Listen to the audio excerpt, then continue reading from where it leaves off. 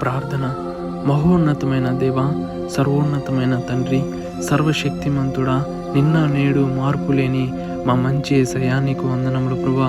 గత రోజంతట్లో మీ రెక్కల చాటున కాచి నడిపించిన విధమును బట్టి వేలాది వందనములు ప్రభువా.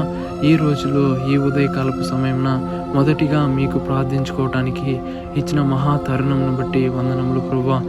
ఈ రోజులో ఎందరైతే పాపపు సంఖ్యల మధ్య బంధింపబడిపోయి ఉంటున్నారో అయా, ఆ పాపం నుండి అనేక మార్లు బయటికి వచ్చేయాలని చూసినప్పటికీ ఆ పాపం నుండి బయటికి రాని స్థితిలో వ్యభిచారం అన్న పాపంలో, మద్యం అనే వ్యసనంలో, అనేకమైన డ్రగ్స్ మధ్య ఎందరైతే బానిసలైపోయి ఉంటున్నారో ఆ పాపపు సంఖ్యలను విరగొట్టు దేవుడు మీరే ప్రభువా. అయా, వారిని స్వతంత్రులుగా చేయి ప్రభువా.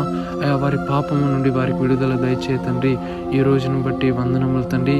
ఈ రోజులో ఎందరైతే నష్టాల్లో ఉంటున్నారో ప్రభువా, ఈ ఆలోచన లేని స్థితిలో నిలవబడిపోయి ఉంటున్నారో, మార్గమే తెలియని స్థితిలో నిలవబడిపోయి ఉంటున్నారో ప్రభువా, ప్రతి ఒక్కరికి ఆలోచన చెప్పు ప్రభువా. ప్రతి ఒక్కరిని ఆదరించగలిగిన దేవుడు మీరే తండ్రి. అయా, అందును బట్టి వందనములు తండ్రి. ఎందరైతే ఎగ్జామ్స్ రాయబోచున్నారో, ఎందరైతే రాకపోకలందు ఉంటున్నారో ప్రతి ఒక్కరికి మీ తోడు, మీ మహాకృపను దయచే ప్రభువా.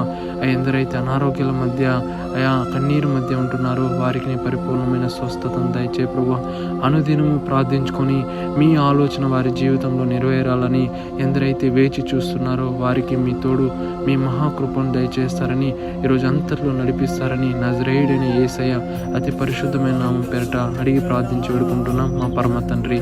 ఆమేన్.